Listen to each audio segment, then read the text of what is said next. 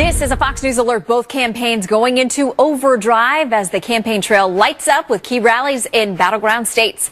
Hello, everyone. I'm Shannon Bream. We are now just 15 days away from the big day. Donald Trump's making a big push in Florida as in-person early voting begins there with 5 appearances in 3 days. His running mate, Mike Pence, is in another swing state, North Carolina, with a pair of rallies. Hillary Clinton is in New Hampshire, as you just saw today. And running mate Tim Kaine is in Florida. We have Fox team coverage. Jennifer Griffin with the Clinton campaign in New Hampshire. Ed Henry in Washington covering the latest WikiLeaks drama. And Chris Steyerwalt right here in New York City following the battle for the Senate. But we begin with chief political correspondent Carl Cameron in Tampa. Hey, Carl. Hi there, Shannon. Trump's got a very busy day in Florida today, and he'll continue in Florida again tomorrow. This is the premier must-win battleground state of all of the battleground states, and it's got more electoral college votes than any of the other battleground states. So Trump's spending a tremendous amount of time here.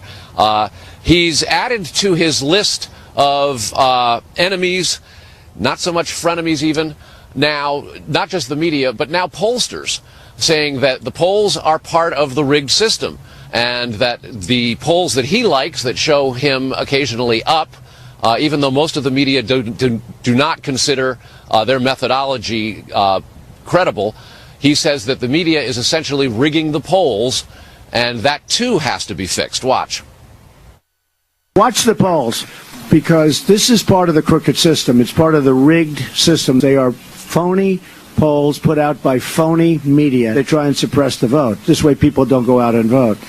But we're winning this race. Well, he says he's winning, which contradicts what his campaign manager, Kellyanne Conway, said yesterday on the national Sunday talk shows. Here in Florida, the average of recent polls shows that Hillary Clinton has a 4-point lead. And in... It's what happens outside the rallies before they actually happen, all the equipment getting moved around. And nationally, Hillary Clinton has an almost 6-point lead in an average of the national polls.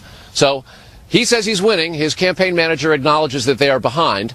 His supporters think that the media is rigged, and now Trump's telling his supporters that the polls are too. Shannon? Listen, nothing ruffles you. You are campaign Carl, and you carry on and bring us the news, no matter what. Carl, thank you so much. All right, Hillary Clinton campaigning in New Hampshire today as we speak. The Democratic nominee holding a rally alongside Massachusetts Senator Elizabeth Warren. Fox team coverage continues with Jennifer Griffin live in Manchester, New Hampshire. Hello, Jennifer. So you're never on the hook for more. Hi, Shannon. Well, you may be wondering why both candidates are spending so much time in New Hampshire. There aren't a lot of electoral votes here, but there is a very hard-fought Senate race, and that is why Hillary Clinton took to the stage today with Elizabeth Warren, the senator from Massachusetts, as well as the governor of New Hampshire, Maggie Hassan, who is running against the incumbent senator, Kelly Ayotte, the Republican candidate. They have been speaking now for about 40 minutes, and their message is basically to women voters, to get out women voters. They recognize that if in these battleground states, the 6 key battleground states, there are 4 races that if Democrats win will send 4 women senators to the Senate.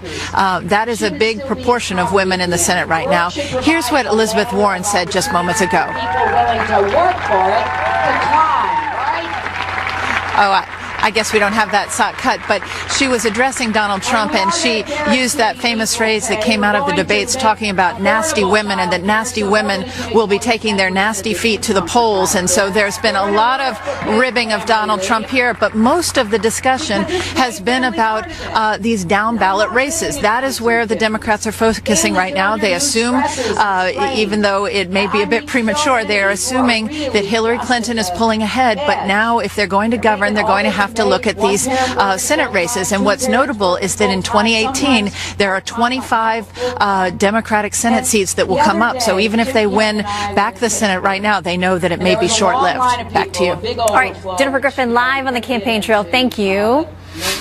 And the latest Fox News projections show Hillary Clinton far ahead of Donald Trump. If we're talking about the Electoral College, those all-important votes, she's at 307. But something else at stake, as Jennifer mentioned, November 8th, the balance of power in the Senate. It could come down to these 6 states: New Hampshire, Pennsylvania, Nevada, Indiana, Missouri, and North Carolina. Joining us now for more on this, the Chris Steilerwald, Fox News digital politics editor, among many other things. In the NYC with you. It's good to see you, good my to be friend. seen, quite so. All right, let's take a look right now just at the current balance of power in the Senate. The GOP has got 54 seats to their credit. Yep. 44, and then you got the independents who pretty much call go it with the 46. Democrats. Call it Well, 46. it is 54-46 Sorry, for all Angus King. intents and purposes. Right. We talked about those key 6 states, and it's critical this time because there's so many more GOP senators who are up running and fighting for their seats than there are Democrats. Right. But every 2 years, a third of the Senate is up. So, this time it's a tough battle for the GOP. So the Republicans are going to lose seats. Period. Their goal is to prevent that loss from being 4 seats or more, because if Hillary Clinton wins the election and Tim Kaine becomes the tiebreaker, Right. if the Democrats win the White House and 4 Senate seats, they take control of the Senate. We expect that Republicans are going to lose a couple seats in the House, a few seats in the House with a smaller majority there. So if Hillary Clinton wants her agenda, she wants Chuck Schumer or whomever to be her Senate majority leader, and that would be a big win for her. And it would also dramatically undercut the Republicans' ability to block her agenda. So she is now trying to run up the score. She's ahead in the national race. She wants to take advantage of this disadvantageous map for Republicans. Okay, so of the 6 states that we talked about, 5 of those are GOP seats that they're trying to hold on. Right. The 6th one is Nevada, where former Senate Majority, now Senate Minority Leader Harry Reid is stepping down. You're going to miss him, aren't you, on Capitol Hill? His cool glasses. I'm definitely Well, that and his cool his speeches from the Senate floor. Yeah. Always interesting. So of those 5-6 races there, which do you think are the toughest for the GOP, the best chance they have to hold on? So we expect the Republicans to lose, and so we're prefiguring into this the loss in Illinois and potential loss in Wisconsin. So then we look at the other states. Where can the Democrats get to? Nevada's looking harder for the Republicans. That would have been a way for them to get a seat. Joe Heck had led consistently there. Now is starting to trail, and you see Harry Reid putting on the blitz. That means that the Republicans have to hold the line. I think Roy Blunt will probably be fine in Missouri, because I think Donald Trump will probably do okay in Missouri. Indiana is proving tough because Democrat Evan Bayh, longtime senator, son of Birch Bayh, former governor himself, and all of that stuff. He's a dowdy figure, especially as Trump is underperforming in Indiana, even with Mike Pence. And Burr looks pretty safe in North Carolina. Basically, it comes down to this. We've got the Republicans would need to hold both New Hampshire and Pennsylvania, the Senate seats there. That's Kelly Ayotte in New Hampshire, and that's Pat Toomey in Pennsylvania. They've got to hold them both if they're going to give back a seat in Indiana, because that puts them right on the bubble. So they've done a good job. Mitch McConnell's done a good job, and the Republicans have done a good job in terms of picking the right personnel to be running in these seats, avoiding primary challenges, raising lots of money. They've done everything that they can. But as you get down to the end, the question basically is this. In a state like Pennsylvania, will enough voters switch from voting for Hillary Clinton at the top of the ticket and then go vote for Pat Toomey for Senate? It's a lot to ask. Okay, but for people who are not happy about this, those folks who are voting primarily GOP and want to see them hold on to the Senate, very different in 2018, because now we have a story that's flipped. It's going to be the middle of whomever wins, the middle of their first term. Right. We know that does some crazy things sometimes. But then you're going to have 25 Democrats or independents up running and 8 Republicans. So it's flipped. Because in 2012, Democrats had a good Senate year. They have a lot of Senate seats, so now they're going to have more territory to defend. Every time you win, once you win the heavyweight championship belt, then everybody wants to come fight you. So for the Republicans, they can take comfort in the fact that the map looks much better for them 2 years hence. Yeah, and if Hillary Clinton wins, that's going to be their -- campaign ad. We may hear something about that. Yeah, in the meantime, there are some Supreme Court nominees, or 3, that may get through in the process. We'll see. The Senate, very important. All right, good to see you, Chris. And you, madam. Okay, a brand new release by WikiLeaks sparking major concerns for the Clinton campaign 2 weeks before the election. Ed Henry is live in Washington. He's been combing through. All right, these newly released emails suggest Clinton aides were worried about her record on terror as Secretary of State, Ed? Yeah, Shannon, really interesting, because think back to December after that horrific terror attack in San Bernardino, California. We heard so much from the Clinton camp about her credentials as Secretary of State. She is going to keep the country safe. They were singing a much different tune in private. A new email out there today from Ron Klain, a Clinton advisor, sending it around to various other folks, talking about that person there, Tashfeen Malik. Remember, she had gotten a visa to stay in America, even though she had gone online and written all these horrific things suggesting domestic violence. And this email from Klain says, quote, "It is just a matter of time before the Republicans certainly and the media likely begin to try to use San Bernardino as a sign that things were broken while she was Secretary of State and that she did not do enough to fix them. And I don't know if saying, hey, this really wasn't a problem until after I left state is going to cut it." That in December. It gives you an idea of their nervousness about her record as Secretary of State and makes you wonder about what kind of case has been prosecuted or not prosecuted by Donald Trump and the Republican side of this campaign when there was this deep nervousness in the Clinton camp about her record, Shannon.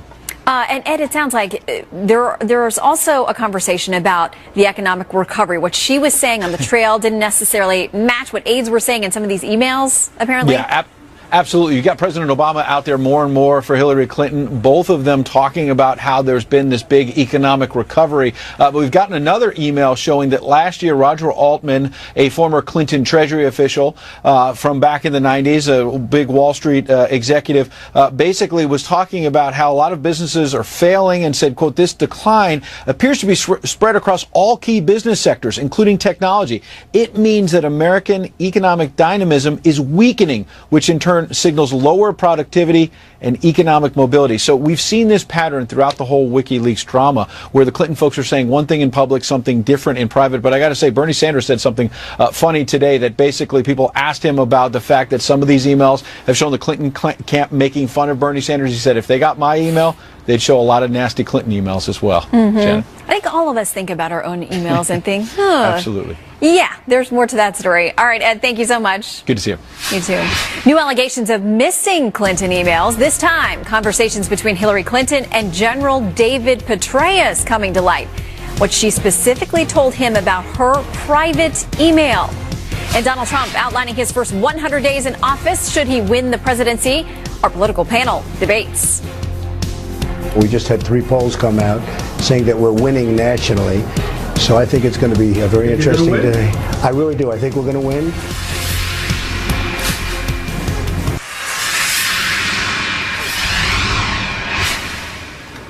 A brand new Clinton email bombshell. Nearly 1,000 emails between Hillary Clinton and General David Petraeus apparently missing from the 30,000 emails Clinton turned over to the State Department. And it gets worse.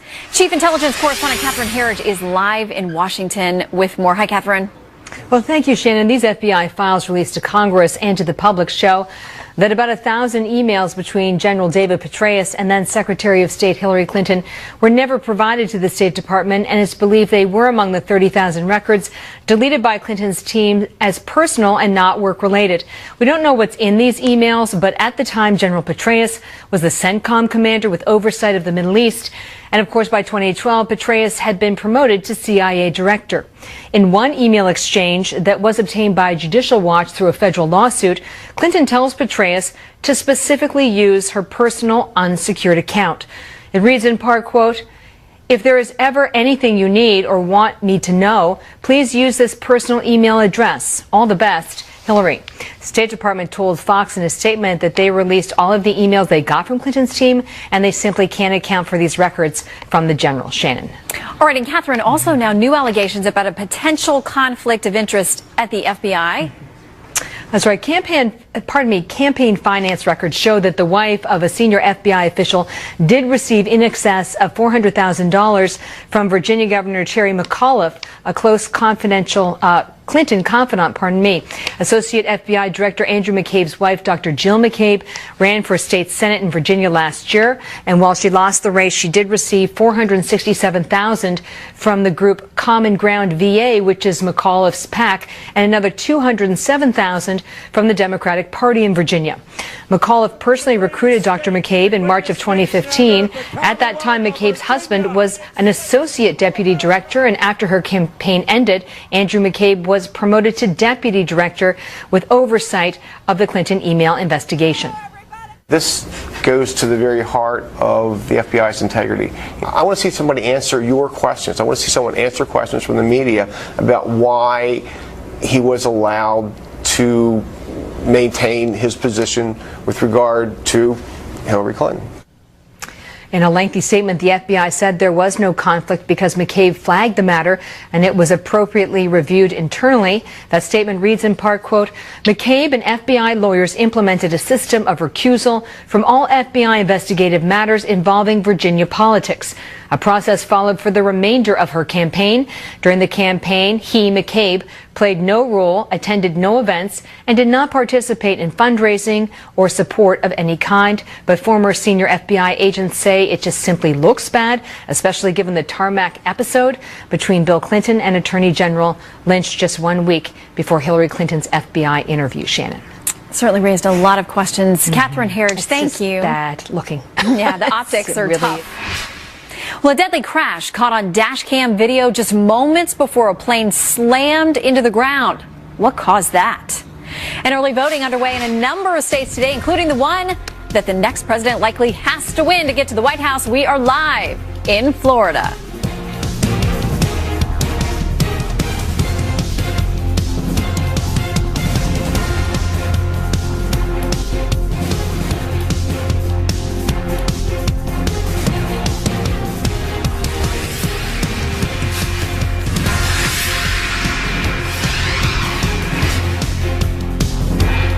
Terrifying moments caught on video as a surveillance plane just falls from the sky. You can see it drop out of the air on this dash cam footage. That's the aftermath there. The twin prop plane crashed shortly after takeoff on the small island nation of Malta, just north of Africa in the Mediterranean Sea.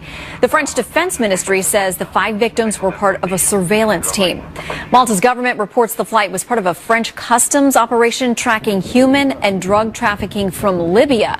The cause of the crash is now under investigation. Donald Trump sticking to his guns, insisting politicians and many others are out to get him. Trump repeating his claim that the race is rigged in a weekend speech in historic Gettysburg, Pennsylvania. And before outlining his first 100 days in office, if elected, vowing to take action against the women accusing him of making unwanted advances. All of these liars will be sued after the election is over.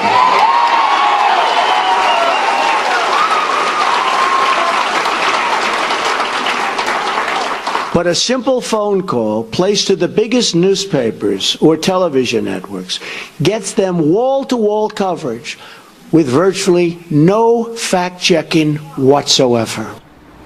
Marjorie Clifton is a former consultant to the Obama campaign and principal for Clifton Consulting. Mercedes Schlapp is a GOP strategist and former spokesperson for President George W. Bush. Good to see you both. Great to see you. Good to see you. All right, Marjorie, to the point that Trump was just making there, why is it that we see as these women continue to come forward, and there seems to be a thread of commonality among all these stories, but they're immediately put into the New York Times and credited with being 100% truthful, when at the same time we do have women from Bill Clinton's past and new ones who continue to come forward who are immediately discredited as having a grudge, it's not relevant, and they should just go away? Well, I mean, the irony of this statement is that Trump has built his entire candidacy around the media responding immediately to whatever he says without fact-checking. So, I mean, let's be clear about consistency.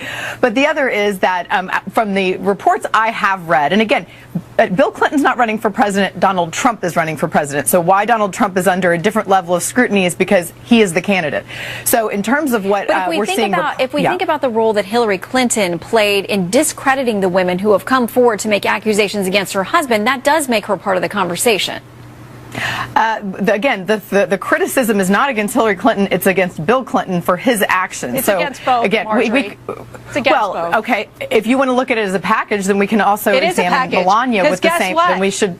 Marjorie, guess what? Bill Clinton and Hillary Clinton has said it, will have a key role in her administration. So you're going to allow someone who has raped, sexually assaulted women be a key advisor and a key surrogate for Hillary Clinton in the White House. And again, let's be clear, there's not been a criminal conviction of President Clinton. So we want to be clear about that these are allegations on both sides. It's just a question that I and many other people have as to why one set of accusers is immediately credited as telling the truth and the other is immediately discredited. But let's move on, because part of the problem is this weekend there was this speech that Donald Trump gave. He laid out, a couple dozen things that he wants to do. few things that a lot of voters out there would want to hear about. Here are just a few of them. Congressional term limits, freezes on hiring federal workers, crackdown on those leaving Congress and then immediately becoming lobbyists, a lifetime ban on senior executive officials lobbying foreign governments, and a 2-year mandatory sentence for illegal immigrants who are deported and returned.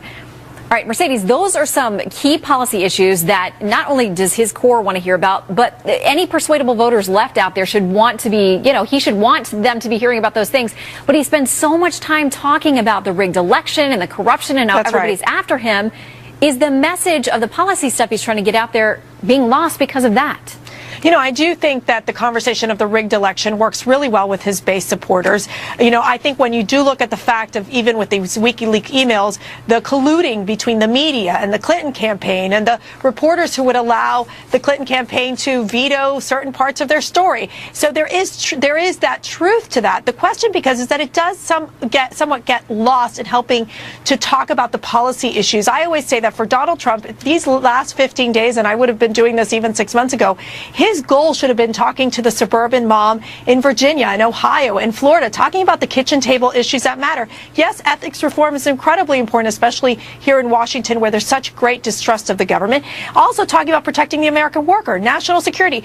Those are the issues that matter. And I think that for Donald Trump, that Gettysburg Address, it was critically important to address those policy issues. I think everything else at this point is just a bit of a distraction. Well, Marjorie, if you heard the speech, when he talked about corrupt Washington, about the rigged election, there were thunderous applause and cheers. And he knows what his people want to hear, and he knows he needs to have passion and turnout on his side. But worth sacrificing the policy issues by throwing the red meat? Well, and he's got a solid 40% support that really isn't moving. And again, that largely is due to women. And, to the point earlier, I don't defend Bill Clinton. I don't defend Donald Trump. And I think most women are sort of turned off by the entire narrative around that. And again, with the rigged election, yes, he's focusing on something, honestly, that is moving a lot of moderate Republicans away as well. Because if you look at, traditional campaigns of the past, nobody wants to hear, well, the democracy doesn't work unless it works for me, which was sort of his message. It will TBD whether I'm going to say this is actually rigged. If I win, it's a moot point. And that just doesn't even make sense. So I think that's hard for a lot of voters to stomach. Well, a lot of policy meat in there for folks who want to review that Gettysburg, not address, speech. It was much different than the Gettysburg Address, a lot longer. But it's out there if people want to know more about his positions and what he plans to do in his first 100 days. Marjorie, Mercedes, great to see you both. Thank you. Thank you. All right, can you believe more than 6 million people have already voted in this election? And you know what? There's a lot we can tell about which way they're voting. We can break down trends and numbers from Florida, North Carolina, Nevada, and California. We're going to do that. Plus, a devastating barrage against ISIS as Iraqi forces advance on Mosul. We'll have a live report from that region.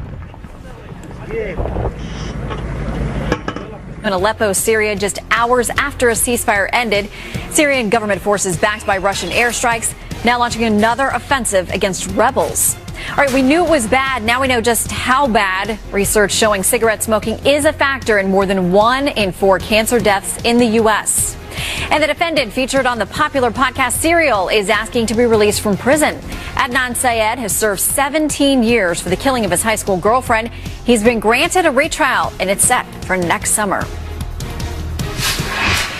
Early in-person voting is underway today in Florida. A record number of Floridians are expected to vote before November 8th. Nearly 1 million people had already voted in the Sunshine State by mail. Phil Keating is live in Miami to tell us more. Hi, Phil.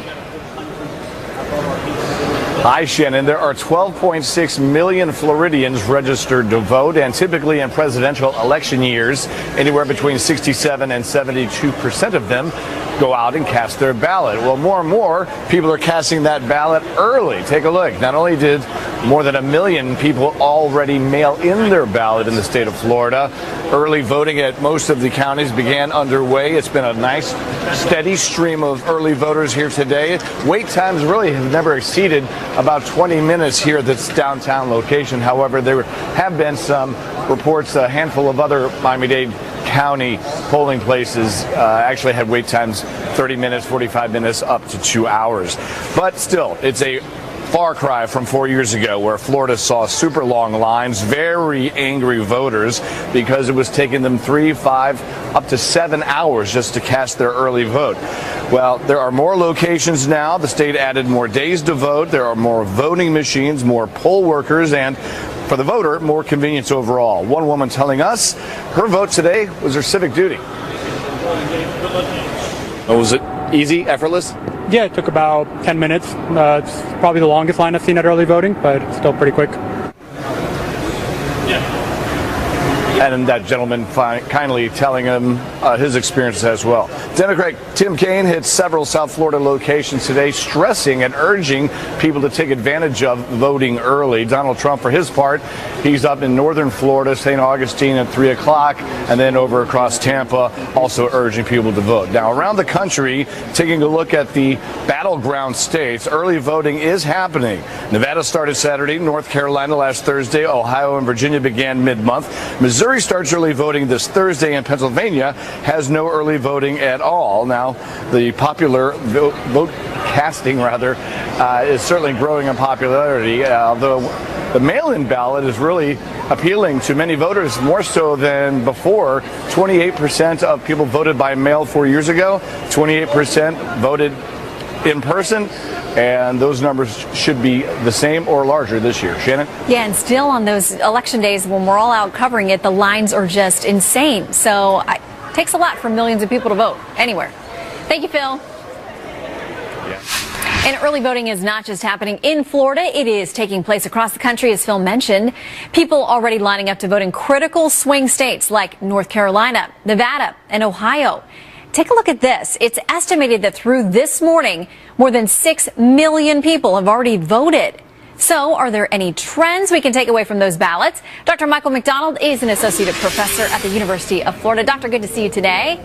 Great to be with you, Shannon. All right, let's talk about North Carolina. I know you've really dug into the data about early things, what's going on there, what we're seeing versus 2012. What can you tell us?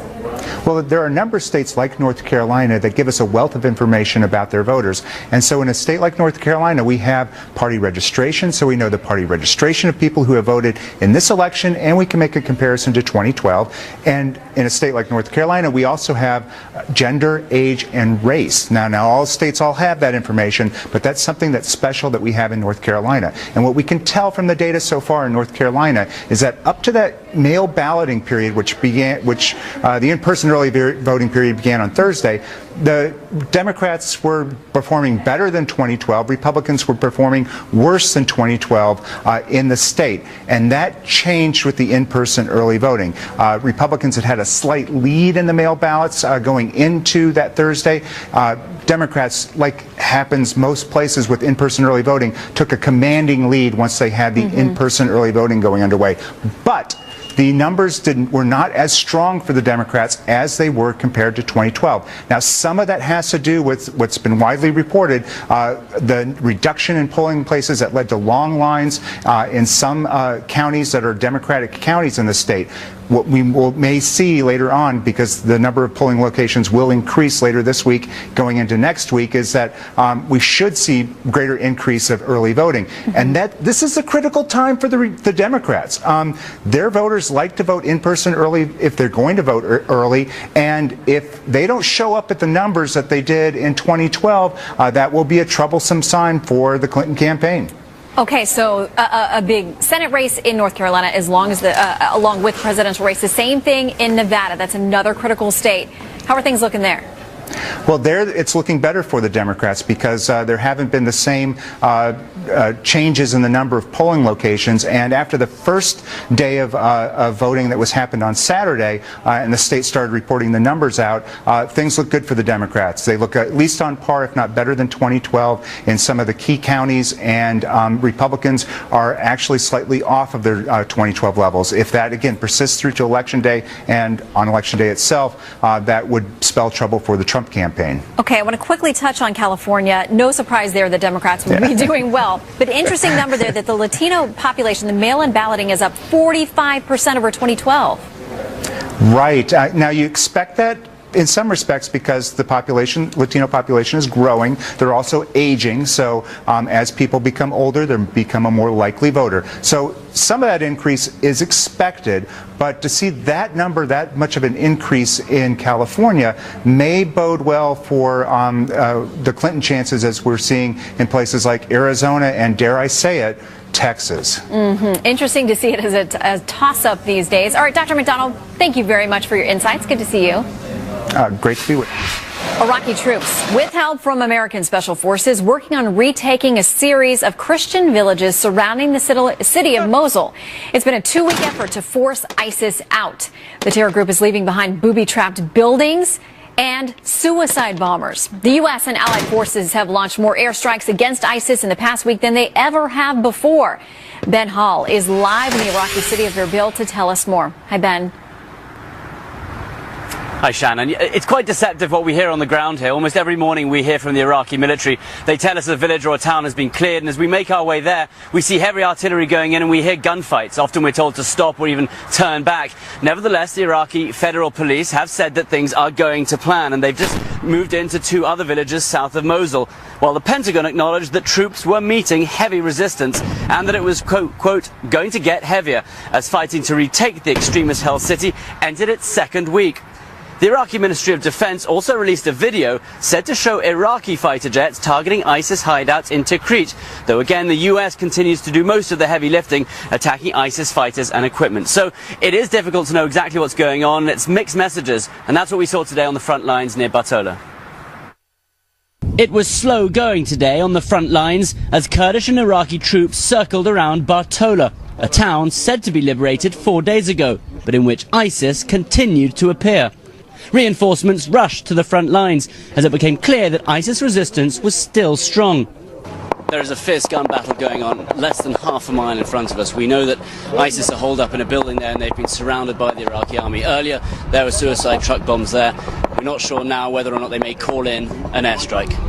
One man from this unit was killed earlier today by an IED, and the mood was somber. As they work their way towards Mosul, less than 2 miles past Bartola, forces are finding the resistance stronger and the going harder. So mixed signals there, and we are also seeing ISIS launch a number of counterattacks in different areas trying to divert attention away from the main battle in Mosul. Back to you, Shannon. All right, Ben Hall, thank you very much for the update on that important offensive. So, all right, let's say you want to show your friends how you voted. Are ballot selfies legal or not?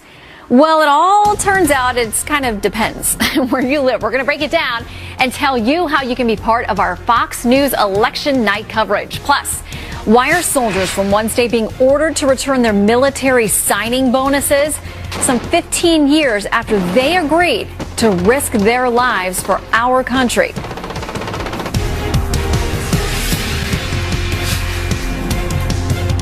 Push to rally support in the key battleground state of Florida.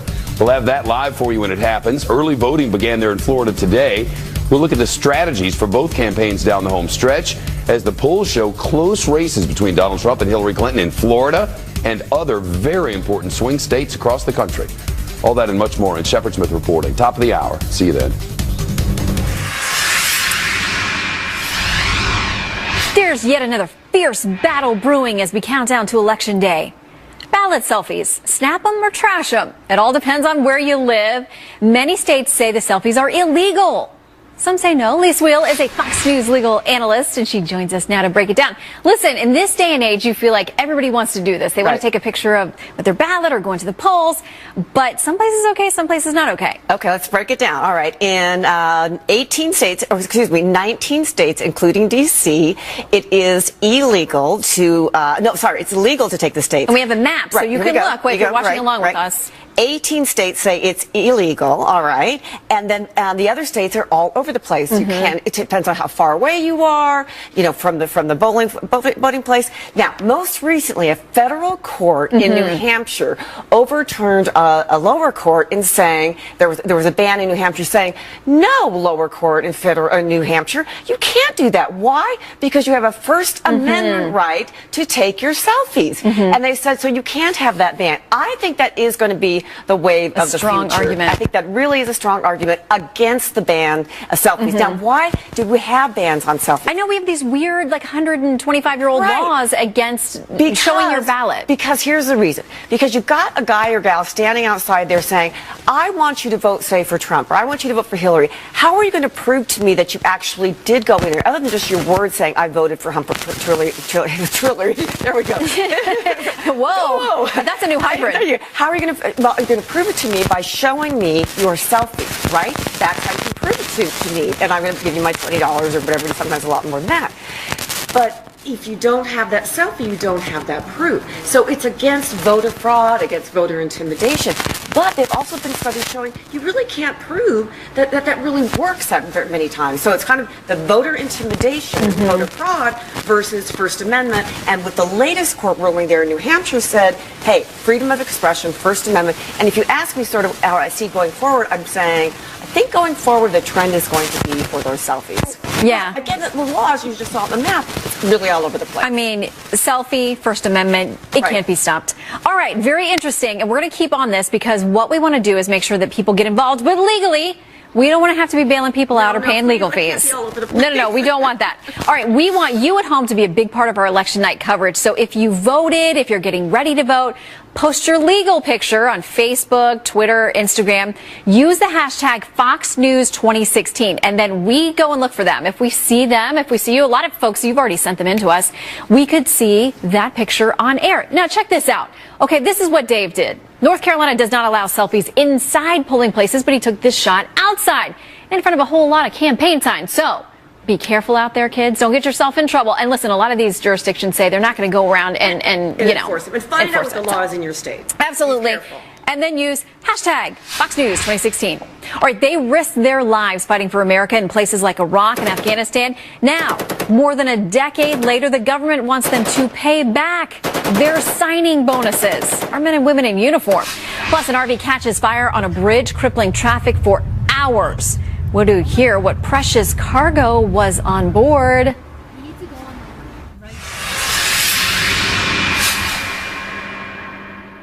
A